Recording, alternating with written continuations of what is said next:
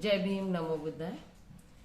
Uh, Today I have been given the topic to speak on Panchashil, Four Noble Truth, Eightfold Path and Non-Violence for the student of Mount Carmel School, and I'm happy to give them my views according to the Buddha's teachings.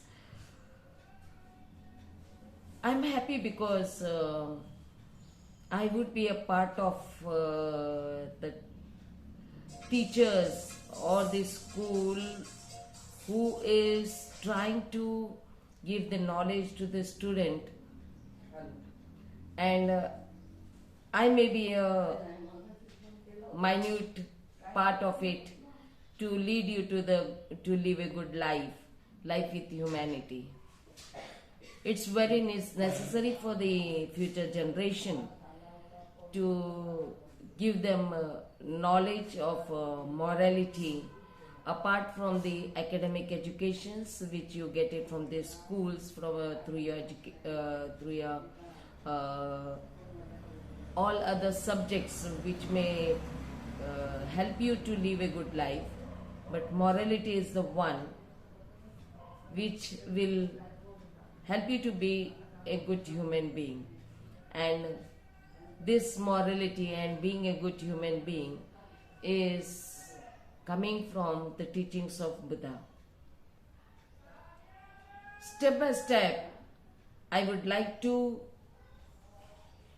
share with you the teachings of Buddhas. As it is said that before starting, everyone greets the teacher. Say good morning, say namaste, or whatever it is according to your culture. You greet the teachers from whom one try to learn. And here, thus the first step from the Buddha's teachings come to bow to your teachers. That is, bow with respect. And how to bow it many of them they say that it is called Pancha Pranam, but in Pali it is said it is Pancha Patititha, which includes bowing with your five senses, including through these five senses. It makes your mind very clear that your mind is bowing to the one to whom you respect, and you are asking the teachings, So this is the first step where Buddha says to bring down your ego before learning, before knowing the teachings, or before requesting to the teachers to teach you. The first steps is to bring down your ego, and this ego is lessened only when you bow down. So it is bowing through your five important parts of your body as well as the five senses, and it makes you ready to listen and understand what your teacher wants to give you. This is called yachana in Buddhism. It is said that without yachana is a Pali word, the meaning of it is requesting. This requesting has a very much importance in Buddhism, as it is said that without request, nothing should be given, otherwise it becomes a waste.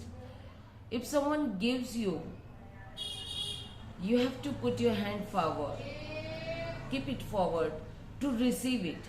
If you are not ready to receive it, the one who is giving it becomes waste. It falls down to the earth. So, the one who requests, it is said that one is ready to accept it. So, this is one thing, the first yachana, where we request that we are We want to know what teachings you are giving to us, but instead of saying that, we can say that the first thing is it is called in Pali, apradam khamatu me bante. Aprad means crime, and it says that we are asking for forgiveness. Whatever earlier crime we had done it due to ignorance, it is called avidya in Pali, and this ignorance has to be overcome by the teachings of Buddha, or through the teachers who are giving you the teachings of Buddha.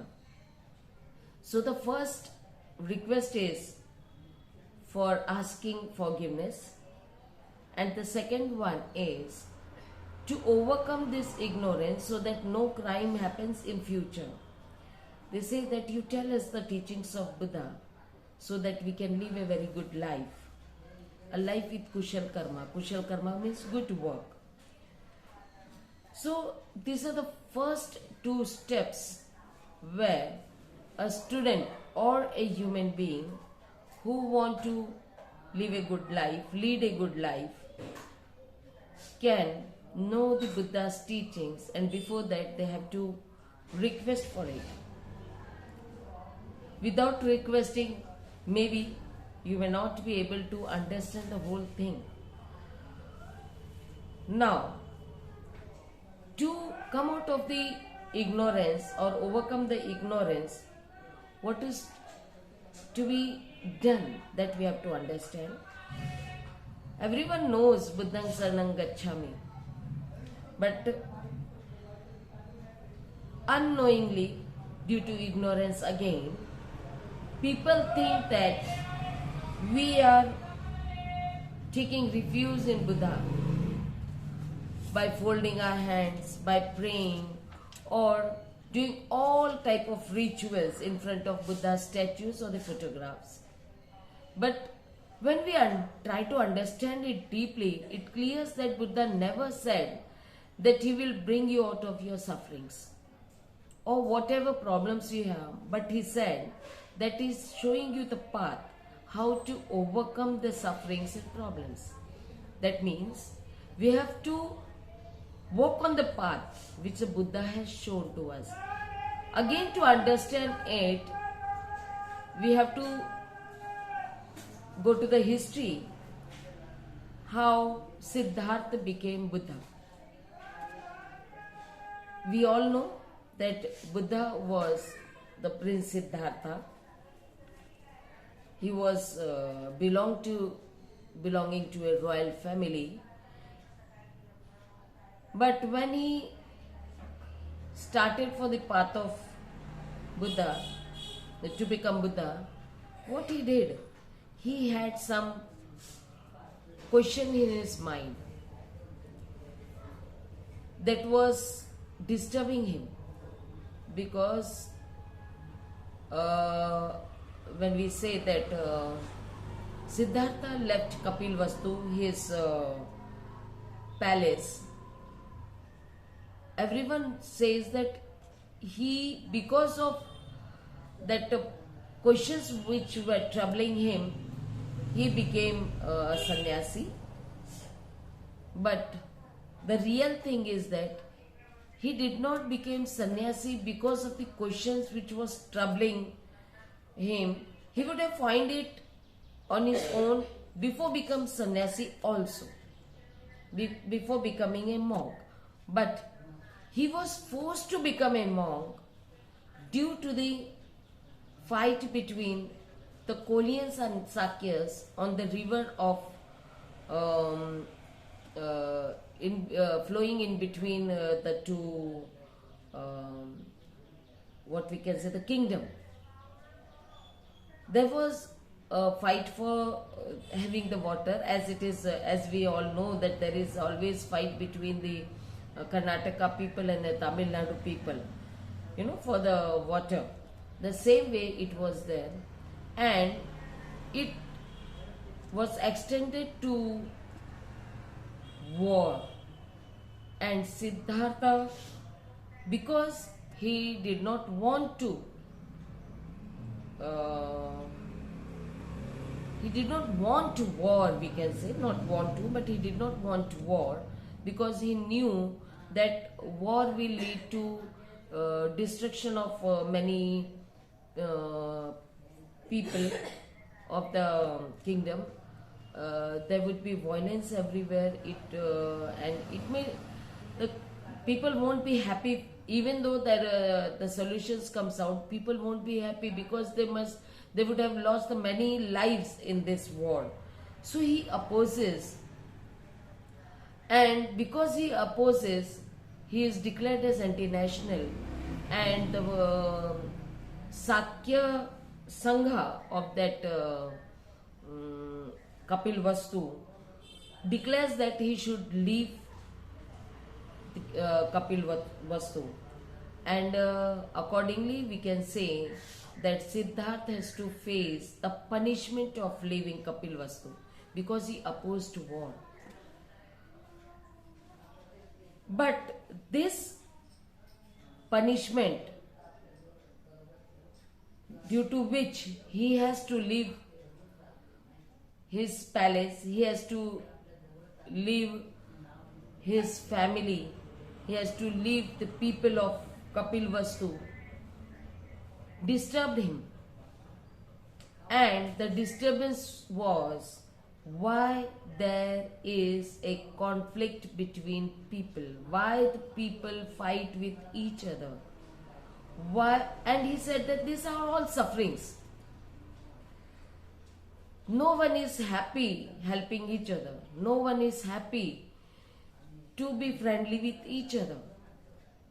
And he wanted to find out the reason behind it. So, accepting the punishment, he said that he would find out the solution to this. He would find out why people are fighting, why there is a conflict between class and class, why there is a conflict between the people in the same family itself. So, he started, and for 6 years, at the age of 29, he leaves Kapil Vastu, wearing robes. He leaves, and when he come out of Kapil Vastu, he tried to meet many Rishi Munis, we say. At that time there were many Rishi Munis who were from the Brahmin community mostly. And he meet them and try to find out why people fight, why there is no happiness between in any of the people, so he meet many Rishi Munis, he learned many things from them, but he did not find the answer to his question. Lastly, at the age of 35, he says that he himself would find out the answer to his questions. He sits in meditation. He remembers all the past teachings. He tried to understand them. All the teachings of Vedas, all the teachings of the traditions, the rituals. He tried to understand the behavior of the society. He tried to understand all the what is happening in the society, how people behave, and what are the things they are following it. And he finds that there is no answer to his question from all these things. Then it is said that he, while in meditation, it is a chintan, means he is trying to find out the real answer to his questions, and he comes out of it with questions, with the path he finds. And it is said that there is suffering because everyone think of themselves.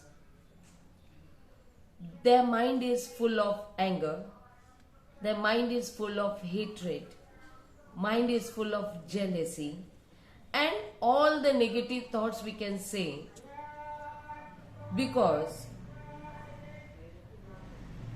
one, what we say as human being, is born with an untrained mind, which is like an animal, we can say, who only knows to take care of themselves, like eating, sleeping, roaming, giving birth. These are the things only they are aware of. But as a human being, when we are born as a child, from the childhood it is said that human being has a mind which can be trained, and if it is trained to overcome all these defilements like hatred, anger, jealousy,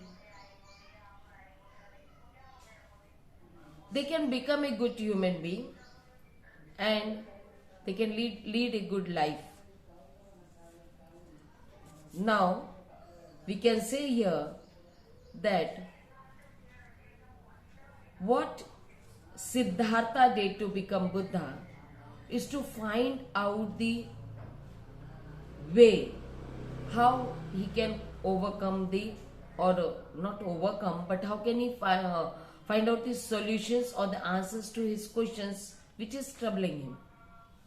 The same way we can say, going through this process, Siddhartha became Buddha. That is, we know it, the other word used as the enlightened one, but we can say he became the sentient being. Sentient being is a human being with sensible mind. I take it as a sensible mind, because a human being has to be sensible towards others. That is the most important one. So, Buddha became a sentient being, or Siddhartha became a sentient being, and what we have to do, what he suggested, or what Buddha wanted a human being to do. Buddha wanted that every person should become a sentient being. Every human should walk on the path of Buddha. Walk on the path of Buddha means we have to try to become a Buddha. We have to try to become a sentient being. And to do that, we don't have to take refuge in Buddha. It is to be understood that we don't have to take direct refuge to the Buddha, but to the path of Buddha, the process of gaining knowledge. That is the process of becoming Buddha from Siddhartha. The same way we are human being as Siddhartha, and we want to become Buddha. So all the problems which we face in our daily life has to be solved through the knowledge which Buddha has given us. We have to follow the teachings of Buddha which he has given us. So, following that path, following his teachings is the real step, we can say. The first step, instead of saying real, we can say it's the first step towards our happiness. And as soon as you know that, through example I can explain that if you want to go to some place, maybe example we can take it as Sarnath. Maybe from Bangalore to Sarnath you have to go. What you will do? That place is new to you. So what you will do? First you will find out where the place is, how long it is, how much time it will take by train, by bus or by air. Every minute things, minute knowledge you will try to find out before reaching there, so that you can start your travel. Accordingly, after gaining all the knowledge how to reach there, you will decide in what time you want to reach there and which mode of travel you will acquire. In the same way, we can say that what our problem is, which here again I would like to say, when I say about the problem, it is said that generally it is said that every people who live together, they say that the other one who is living with us should know our problem. But when we understand the Buddha's teachings, Buddha says that if it's an individual problem, you know it very well. Others want to know it. Others can guide you when you tell them your problem. Means what is your problem, you have to tell. Where you want to go to Sarnath, you want to go to Buddha Gaya, or you want to go to Delhi, that you know. And when you put this problem that you want to go there, you will ask about it, how to go to others. In the same way, what is your problem, you know very well, and that problem has to be asked to others, those who can guide you. So it is said that every problem, every suffering, individual suffering is known to the one who has that problem. It cannot be known to others. Even if you are suffering from temperature, or you are having a flu or a cold or whatever it is, doctor won't know unless you tell him. So this is what the first Buddha came out with, that the Four Noble Truths, what we say, it is the sufferings. And if you want to know what really the suffering is you know yourself first. What are the defilements in you? What problems you are facing in your life? Instead of saying in life at present what problem you are facing. Because if you are facing the problems now, but you want to find out the solution for the problems in the future, it won't help. So first you have to solve the problems which are in front of you. Then you can move forward to solve the problem of others. Guide them. Solving means guiding them. Because you are ready to overcome your problems yourself. So this thing of sufferings, we can say, this knowledge that I know my own problem, and thus I have to understand from where it arose. That too others won't know. You should know it. Or if you don't know, you have to find out yourself. What is your problem, from where it arises, when it aroused, you have to find it yourself. And for that you have to go to your past. It's very difficult, but still you can find it out. And when you find out, you feel that, oh, before this, I didn't know, I did not take care that there would be a problem. I was very ignorant. If I would have known that time that it may create a problem, I would have not gone through what I have gone now. So, the third noble truth we can say, when you second noble truth, that you find out the reason, what was the reason, how it aroused. You find that you can overcome it. And to overcome it, you feel positive. It's really very difficult in the first step, but if you get the guidance of others, you feel positive. Yes, you can come out of it. It may take time. You can overcome it. And that is the third step, third noble truth, which helps you. If you are full of negativity, you won't overcome your sufferings. But if you are positive enough to overcome it, you will surely overcome it. And the path which Buddha has given, it is said that the eightfold path, if you follow it, you will come out of all the problems in your life. Instead of explaining the eightfold path now, I will tell you that as soon as you understand, you get the knowledge of what the suffering is and how to live a good life. This knowledge will help you to gain wisdom in you.